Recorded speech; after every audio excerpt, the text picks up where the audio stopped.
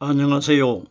저는 성경 속에 감춰져 있는 하나님의 비밀이 되신 예수 그리스도에 관한 신비의 말씀을 전하는 영마루입니다. 오늘은 구약 성경 사무엘상 21장 5절 한 구절 말씀 속에 기록되어 있는 우리가 참으로 3일 동안이나 분열을 가까이 하지 아니하였나이다 라는 제목의 말씀을 통하여 성령 하나님께서 우리에게 가르쳐 주시는 말씀의 깨달음의 은혜를 받고자 합니다. 그럼 사무엘상 21장 5절 본문 말씀을 열도록 하겠습니다. 다윗이 제사장에게 대답하여 가로되 우리가 참으로 3일 동안이나 분열을 가까이 하지 아니하였나이다. 나의 떠난 길이 보통 여행이라도 소년들을 그릇이 성결하겠거든 하물며 오늘날 그들의 그릇이 성결치 아니하겠나이까 하매 다윗이 소년들과 함께 노업 땅에 있는 아히멜렉이라는 제사장이 있는 성전 안에 들어갔을 때에 이때 다윗이 배가 고파 있었는지는 알 수가 없지만은 먹을 것을 혹시 당신 수중에 떡 5개나 무엇이든지 있으면은 자기 손에 달라고 했습니다. 이때의 제사장이 다윗과 함께하는 소년들이 분열을 가까이만 하지 아니하였더라면은 떡을 준다고 했습니다. 이때의 다윗이 우리가 참으로 3일 동안이나 분열을 가까이 하지 아니하였다고 말을 했습니다. 그러면은 우리들이 생각할 때에 다윗을 따라다니는 소년들과 다윗이 유부녀, 부녀는 결혼을 해가지고 사는 여자를 부녀라고 하질 않습니까? 그러면은 결혼을 해가지고 살아가고 있는 여자를 성관계를 가지지 않았다. 이것이 기록된 것 아닙니까? 생각을 해보세요. 소년이라고 기록되어 있는데 우리들이 생각하는 부녀자와 소년들이 어떤 성적 관계를 가졌다. 이런 이야기가 기록된 것 아닙니다. 보십시오.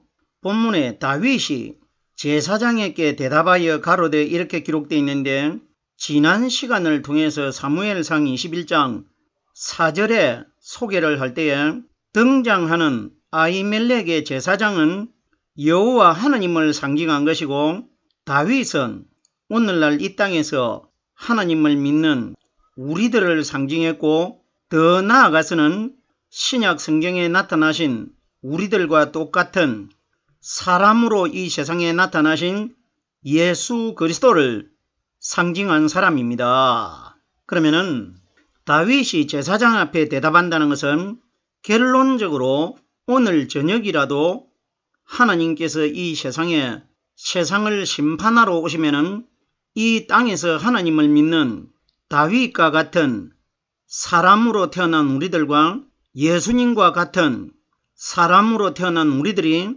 여호와 하나님에게 우리들이 참으로 3일 동안이나 분열을 가까이 하지 아니하였나이다 하는 것은 3일은 무덤 속에서 예수님이 장사되어 계시다가 3일 동안은 장사되어 계셨고 3일 후에는 예수님께서 거듭나셨습니다. 그러면 3일 동안 장사되어 있는 그 예수님은 요셉의 아내가 되는 마리아에게서 태어났기 때문에 마리아를 가리켜 부녀라고 부르고 있는 것이고 결론적으로 이 부녀가 뭐냐? 율법입니다. 마리아의 아들로 태어나신 예수님은 율법 아래서 태어나셨습니다. 그러면 성경의 어떤 부녀자들을 하나님이 기록하신 것이 아니고 부녀가 되는 마리아에게서 율법 아래서 태어나신 예수를 가리켜 말씀하시는 것입니다. 그러면은 3일 동안이나 부녀를 가까이 하지 않았다는 것은 마리아에게서 태어나신 3일 동안 무덤 안에 생명이 끊어져 가지고 죽어 있는 예수는 우리가 가까이 해야 될 대상이 아니라는 겁니다. 보세요. 우리가 참으로 하는 것은 거짓이 있기 때문에 참으로가 있는 겁니다. 그러면 3일 동안 무덤 안에 생명이 끊어져서 가지고 죽어있는 예수는 우리가 결단코 가까이 해야 될 대상이 아니라는 겁니다. 이걸 우리에게 말씀해 주신 것입니다. 성경에 보십시오. 예수님께서도 이 땅에 오셔가지고 참으로라는 단어를 사용하셨는데 우리들이 참으로 3일 동안 가까이 하지 아니하여야 될 대상이 있으면 참으로 가까이 해야 될 대상이 있기 때문에 가까이 하지 아니하여야 될 대상이 있고 가까이 해야 될 대상이 있는데 우리들이 가까이 해야 될 대상은 3일 동안에 숨이 끊어져 가지고 무덤 안에 장사되어 있는 그림자가 되는 마리아의 아들 되신 율법의 예수는 우리가 가까이 해야 될 대상이 아니고 우리가 가까이 해야 될 대상은 예수님 마음 안에 들어 계시다가 3일 후에 거듭나신 오순절날 이 땅에 임하신 성령께서 우리에게 가르쳐 주시고 깨닫게 해주시는 이 말씀은 우리가 가까이 해야 된다는 것입니다. 제가 지금 가까이 해야 될 대상과 가까이 하지 아니하여야 될 대상에 관하여 설명을 드리고 있는데 누가복음 10장 말씀에 보면은 예수님에게 어떤 율법사 한 사람이 찾아와 가지고 예수님에게 예수님 내가 이 땅에서 어떠한 믿음을 가져야 하늘나라에 들어갈 수가 있습니까? 이걸 질문을 했습니다. 질문을 했을 때 예수님께서 실제적으로 있었던 사건이 아닌데 예수님이 비유적으로 그 사람에게 말씀을 해 주시는데 예수님이 그 율법사는 뭐하는 사람입니까? 하나님을 믿는 사람입니다. 그러면은 그 율법사는 오늘날 이 땅에서 하나님을 믿는 우리 신앙인들을 상징적으로 보여주신 것입니다. 그러면은 내가 오늘날 이 땅에 있는 우리들이 하나님이신 예수님에게 질문을 할 것을 우리를 대신해서 그 율법사가 예수 그리스도에게 질문을 한 겁니다. 그러면 율법사는 질문을 하고 예수님은 대답을 해 주셨다는 것은 오늘날 우리들과 하나님이신 예수 그리스도와의 관계를 우리들은 오늘날 이 땅에서 예수님을 만날 수도 없고 예수님에게 어떤 질문을 할 수가 없기 때문에 2020여 년 전에 어떤 율법사, 하나님을 믿는 율법사가 우리를 대신해서 하나님이신 예수님에게 질문을 한 겁니다. 이때 보십시오.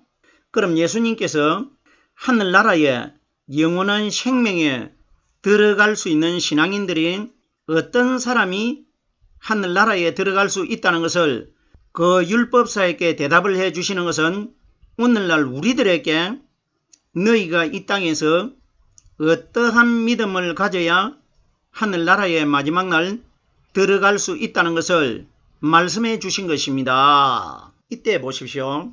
예수님께서 어떤 내용을 비유로 말씀을 해 주시느냐? 어떤 사람이 예루살렘에서 여리고를 내려가다가 강도를 만나가지고 급한 죽게 구타를 당하고 길가에 기절을 해가지고 누워있는데 강도들이 그 사람의 옷을 다 벗겨갔다고 기록이 되어 있지 않습니까?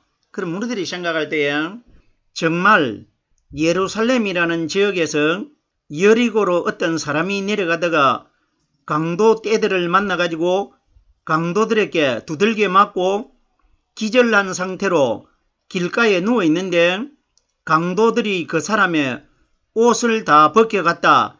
이렇게들만 알고 있지 이것이 영적으로 어떤 사건인지는 모르고 있지 않습니까? 성경에 기록되어 있는 모든 사건 사고의 내용의 말씀은 바로 비유를 말씀하시고 있는 예수님 자신에 관하여 모든 성경은 다 기록되어 있습니다. 그러면은 예루살렘은 하늘나라를 상징한 것이고, 여리고는 이 세상을 상징하고, 강도는 예수님을 대적했던 사탄무리 대적자들을 가리킨 것이고, 기절을 해가지고 누워있는 그 청년은 예수님 자신을 가리킨 것입니다. 보세요. 예수님께서 하늘나라가 예루살렘을 상징하는데, 예루살렘에서 여리고로 내려간다는 것은 하늘나라에서 이 세상으로 말씀으로 오신 예수님이 이 세상에 있는 율법을 믿는 유대인들에게 붙잡혀 가지고 채찍맞고 구타당하고 십자가 위에 기절해 가지고 달려 있을 것이라, 이걸 미리 보여준 사건 아닙니까? 강도는 사탄 마귀를 상징하는데, 예수님께서 이 땅에 오셔가지고 예수님을 붙잡아가지고 십자가 위에 못 박은 그 대상들, 유대인들을 가리켜 뱀들아, 독사의 새끼들아 이렇게 말씀하셨기 때문에, 성경에 기록되어 있는 강도가 사탄을 가리키기 때문에 대적자들, 예수님을 대적한 유대인들을 강도로 비유한 겁니다. 결론적으로 사탄을 가리킨 것 아닙니까? 강도들이 강도 만난 자의 옷을 다 벗겨갔다는 것은 예수님이 십자가 위에 기진맥진해가지고 달려있을 때에 군병들이 제비를 뽑아가지고 예수님 옷을 나누어 가지고 했지 않습니까? 이것이 강도들이 옷을 벗겨간 겁니다. 이때 보십시오. 강도 만난 자가 길가에 기절을 해가지고 누워있는데, 멀리서 한 제사장이 보고 누워있는 강도 만난 자를 보고 가까이 오지 않고 피해가 버립니다. 두 번째 보십시오. 한 레위도 보고 처음에 피해간 제사장과 똑같이 멀리서 피해가 버립니다. 그러면 성경에 기록되어 있는 레위와 제사장은 한 지파의 사람 아닙니까? 레위 지파만 제사장이 될 수가 있지 않습니까? 그러면 제사장과 레위는 두 사람 다 본질 자체가 같다는 것은, 그러면 그 두 사람은 강도 만난 자를 보고 가까이 오지 않고 멀리서 피해가 버렸습니다. 그럼 성경에 기록되어 있는 강도 만난 자가, 제가 조금 전에 율법에 마리아의 아들 되신 예수님을 강도 만난 자라고 제가 이미 설명을 드렸습니다. 그러면 레위인과 제사장이 두 분류가 피해가 버린다는 것은, 성경이 가리키는 두 숫자는 강도들에게 붙잡혀 가지고 무덤 안에 생명이 끊어져 가지고 죽어 있는 예수는 우리가 가까이 접근해야 될 대상이 아니고 우리가 믿어야 될 대상이 아니기 때문에 멀리서 피해가 버린다는 것은, 율법의 예수는 우리들이 가까이 하지도 않아야 되고 믿음의 대상이 아니라는 것을 보여준 겁니다. 자, 그런데 보세요. 세 번째 사람이 등장하는데, 세 번째 사람은 사마리아인이라고 기록되어 있습니다. 소위 우리들이 선한 사마리아인이라고 하는데, 이것은 사람들이 지어낸 단어이지 성경에는 선한 사마리아인이라는 단어는 기록이 되어 있지 않습니다. 거기에 등장한 사마리아인이 누구냐?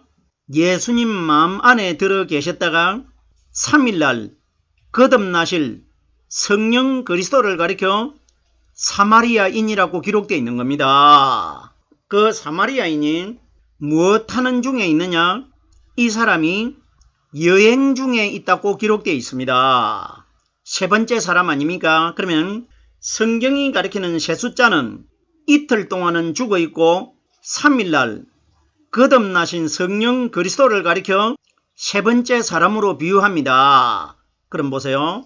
여행 중에 있다는 것은 무덤 속에서 성령 세례를 받고 거듭나신 그리스도께서 하늘나라로 승천하셨다가 50일이 되는 날 예루살렘에 임하셔가지고 지금 현재 2022년이 지나가고 있는데 이 세상에 성령의 말씀이 사람들 눈에 보이지 않게 온 세상을 복음의 말씀이 두루 돌아다니고 있습니다. 이걸 여행 중에 있다고 기록되어 있는 겁니다. 그럼 보세요. 세 번째 사람이 강도 만난 자를 가까이 합니다. 그러면은 이틀 동안 죽어있는 예수는 우리들이 가까이 해야 될 대상이 아니고 멀리서 피해야 될 대상이고, 우리들이 가까이 해야 될 대상은 세 번째 사람, 3일날 무덤 속에서 성령 세례를 받고 거듭나신 오순절날 이 땅에 임하신 여행 중에 계시는 성령이 가르쳐 주시는 말씀은 우리가 가까이 해야 될 대상이라는 것입니다. 보십시오. 두 사람은 가까이 하지도 않고 멀리서 피해가 버렸는데, 세 번째 사람은 강도 만난 사람에게 가까이 접근을 합니다. 이건 무슨 이야기냐?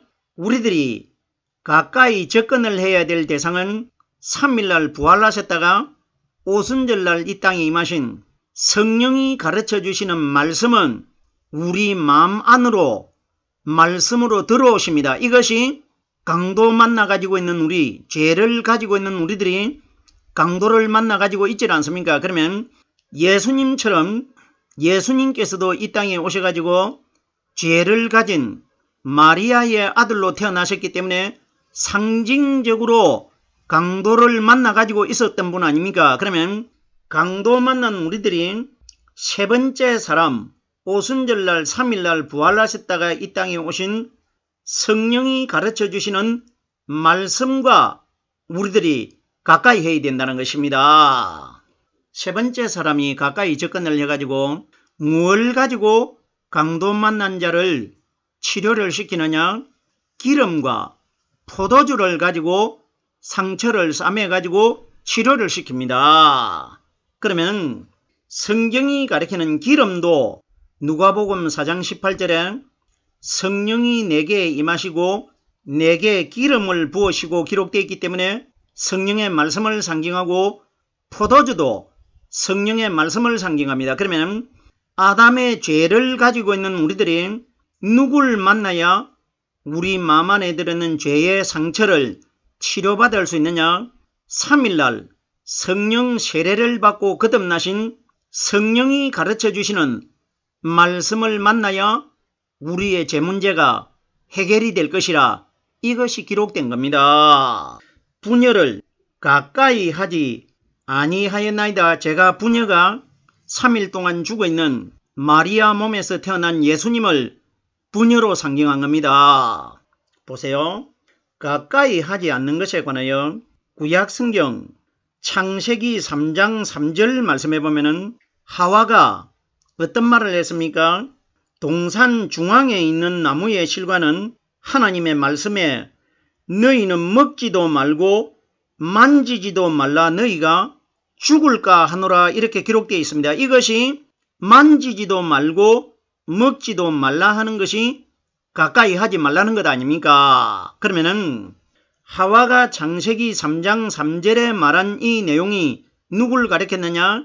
이 땅에 오신 마리아의 아들 대신 죄 있는 모양으로 태어나신 이틀 동안 죽어있는 율법의 예수님은 우리가 먹지도 말고 만지지도 않아야 될 대상이라는 것입니다.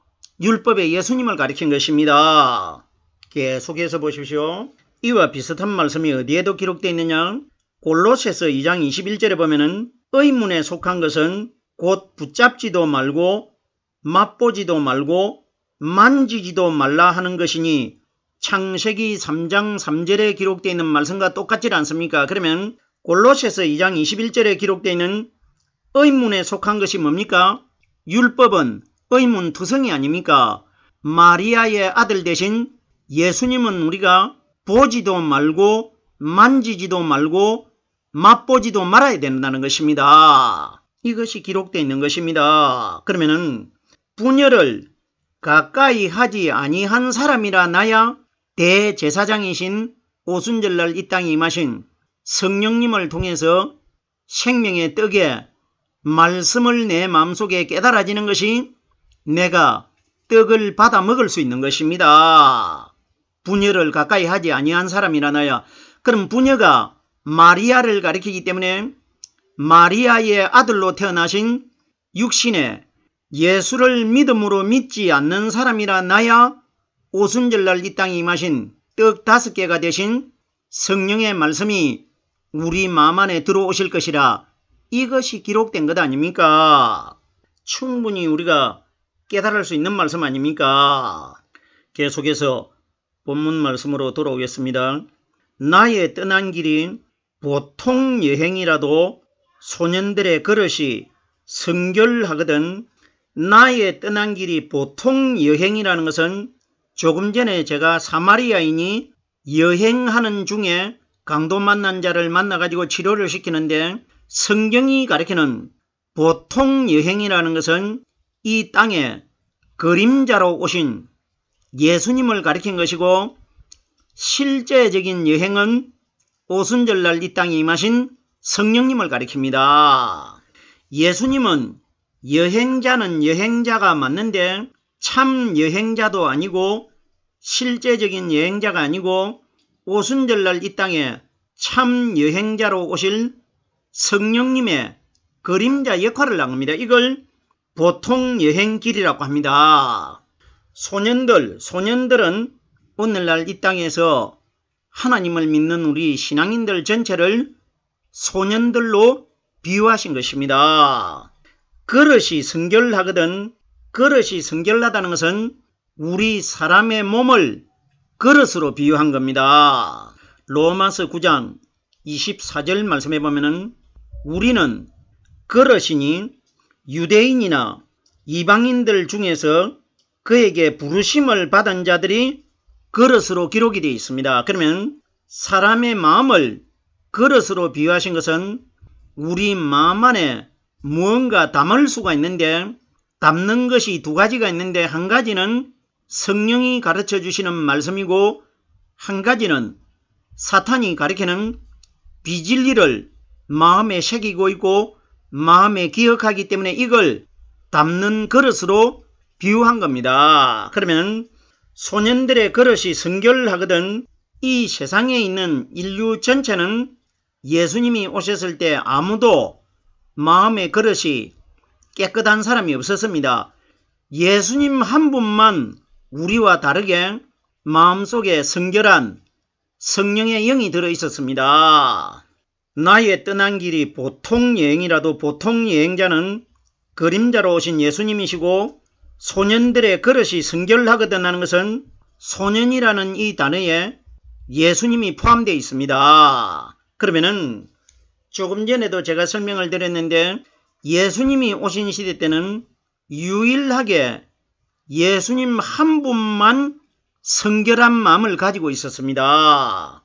성경이 가리키는 성결하다는 것은 오순절날 이 땅에 임하신 죄를 이길 수 있는 성령이 우리에게 가르쳐 주시는 말씀이 들어있는 사람이라나야 성결한 그릇이 됩니다. 그러면 예수님 마음속에만 사탄을 이길 수 있는 성령 하나님의 말씀이 들어 계셨기 때문에 그 그릇이 성결하다고 기록되어 있는 것입니다. 하물며 오늘날 그들의 그릇이 성결치 아니하겠나이까? 오늘날 하물며 하는 것은 그림자인 예수님도 이 땅에 오셨을 때에 마음 안에 성령이 들어있어 가지고 성결하였는데 오늘날은 오순절날 성령이 이 땅에 오신 이유를 가리킵니다. 그러면 오늘날 그들의 그릇이 성결치 아니하겠나이까? 오늘날 우리 시대에 오순절날 임하신 성령님을 통해 가지고 말씀 깨닫고 있는 사람들이 대제사장이신 하나님이 주시는 성결의 영이 되는 떡의 말씀을 받아 먹을 수 있다. 이 원리입니다. 보십시오. 우리들이 사무엘상 21장 5절에 기록되어 있는 다윗과 아히멜렉 제사장과의 주고받는 이 대화 내용은 오순절날 이 땅에 임하실 성령님과 우리들과의 관계가 정확하게 기록되어 있는 것입니다. 오늘은 사무엘상 21장 5절 한 구절의 말씀을 깨달아 보았습니다.